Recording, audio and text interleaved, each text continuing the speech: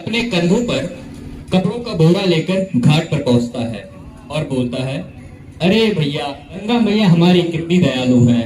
और इन गांव वालों ने तो ऐसा लगता है कपड़ों का त्याग ही कर दिया है, सारे कपड़े मुझे दे दिए हैं धोने के लिए। पर ठीक है, हमारी गंगा मैया बड़ी दयालु है, इन सबके पापों को धो देंगी।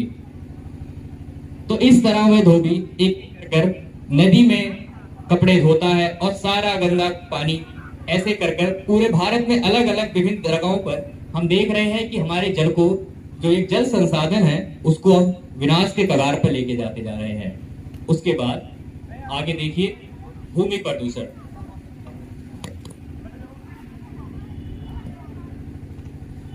एक व्यक्ति अपने घर में आसपास कूड़े को देखकर सोचता है, यार कितनी गंदगी है मेरे घर में। अरे भैया, हमारा देश कितना गंदा हो गया है।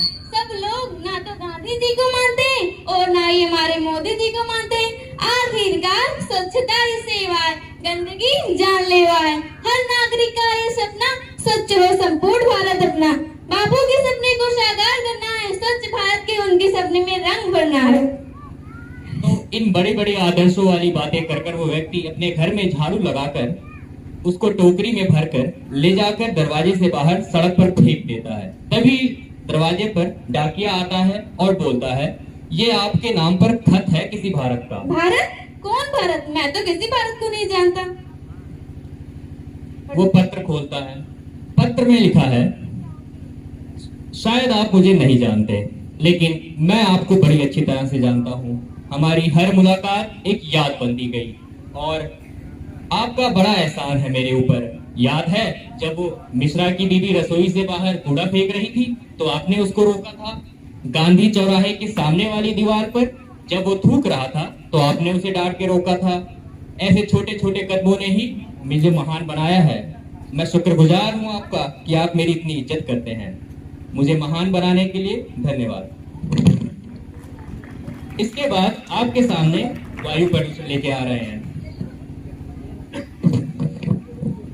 अरे भैया, कितनी ठंडी हो गई है, लगता है सूर्य भगवान अपने परिवार के साथ पिकनिक पे गए हैं। पर ठीक है, कोई बात नहीं, हम अग्निदेव को ही याद कर लेते हैं। और वो व्यक्ति अपने आसपास लकड़ी को इकट्ठा कर उसमें बोतल, प्लास्टिक, पन्नी सब कुछ डाल के जलाता है और जलाने के बाद तेज धुएं का गुबार उठता है, जिसकी वजह से वो खांस खांस के परेशान हो जाता है और उसकी हालत इतनी खराब होती है कि वो आग के पास बेहोश होकर गिर जाता है। तभी डॉक्टर को बुलाया जाता है। डॉक्टर उसका चेकअप करता है। डॉक्टर बोलता है, रामू उठो, रामू अभी तुम्हारी 2 महीने की वैलिडिटी बाकी है, होश में आओ।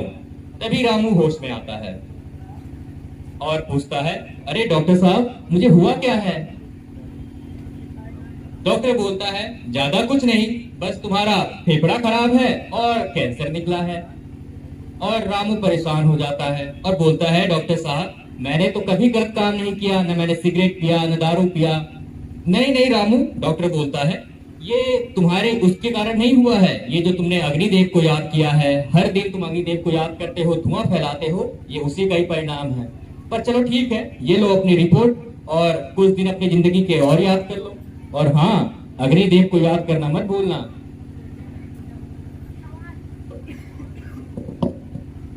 इसके बाद आपके सामने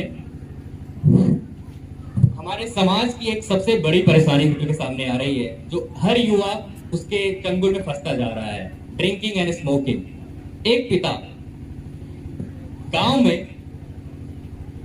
गांव में सोचता है कि मेरा इकलौता बेटा शहर जाकर कितनी पढ़ाई कर रहा है और बोलता है, मेरा बेटा कितना मेहनती है, इकलौता होने के बावजूद भी शहर जाके अच्छे से पढ़ाई कर रहा है। मुझे विश्वास है कि मुझे एक दिन खेती बाड़ी से निकाल कर ईश्वर की पूजा करने का सौभाग्य देगा। और इसी कल्पना में वो पिता एक आस लगाए गांव में बैठा रहता है, लेकिन दूर शहर में उसका बेटा 11 बजे सो के उठता है और उठते ही सबसे पहले, नींद खुलने से पहले ही शराब की बोतल ढूंढता है और दारू पीता है। उसके बाद सिगरेट जलाता है और बोलता है, यार कल रात की पार्टी में तो मजा ही आ गया, इतनी अच्छी पार्टी हुई कि दोबारा रोज होनी चाहिए ऐसी पार्टी तो। पर ठीक है, अब उठ जाते हैं, कॉलेज भी तो जाना है। और कल तो बताया गया था कि आज कॉलेज के बाद एक और पार्टी है। चलो ठीक है। इस तरह वो लड़का तैयार होता है, अभी भी वो होश में नहीं, अपनी बाइक निकालता है और बाइक पर कबीर सिंह को अपना हीरो मानकर आगे बढ़ता है और तेज रफ ड्राइविंग करते हुए एक्सीडेंट का शिकार हो जाता है।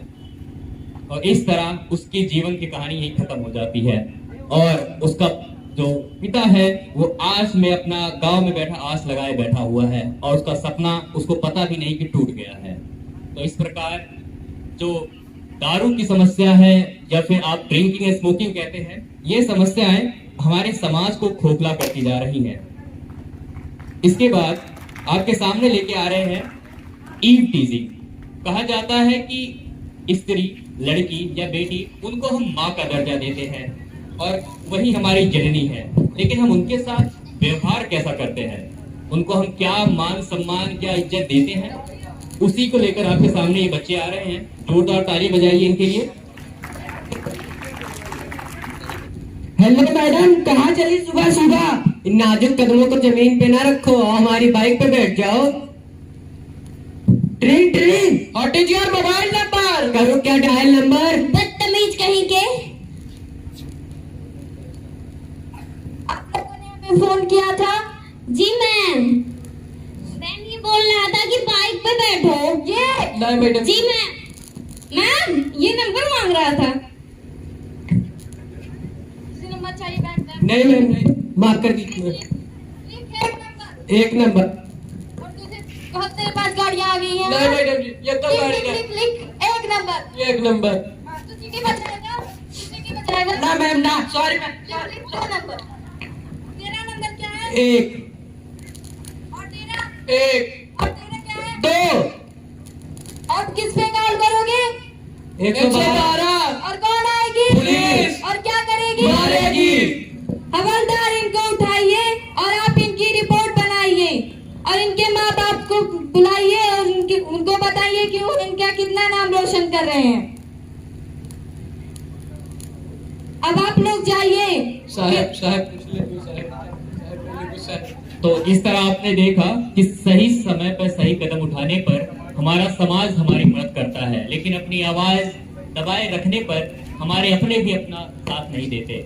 जिस तरह इन बेटियों ने आवाज उठाई और सही समय पर सही चीज पुलिस को बुलाया या फिर जो भी संस्था इनके लिए बनी है उनको बुलाया और अपनी सुरक्षा को देखा। तो इस तरह आपने देखा कि कैसे जल प्रदूषण, भूमि प्रदूषण, वायु प्रदूषण तथा नशे की बुरी आदतों और स्त्रियों को देवी माता बहन की तरह पवित्र स्थान देने के बावजूद भी हम अपने वातावरण, पर्यावरण और समाज को प्रतिदिन दूषित करते जा रहे हैं। तो आइए हम एक साथ शपथ लें कि आज से हमारे द्वारा प्रस्तुत की गई किसी भी चीज को नहीं करेंगे और एक अच्छा इंसान, अच्छा नागरिक बनकर देश को सही मायने में सलाम कर सकेंगे। मेरा भारत देश महान।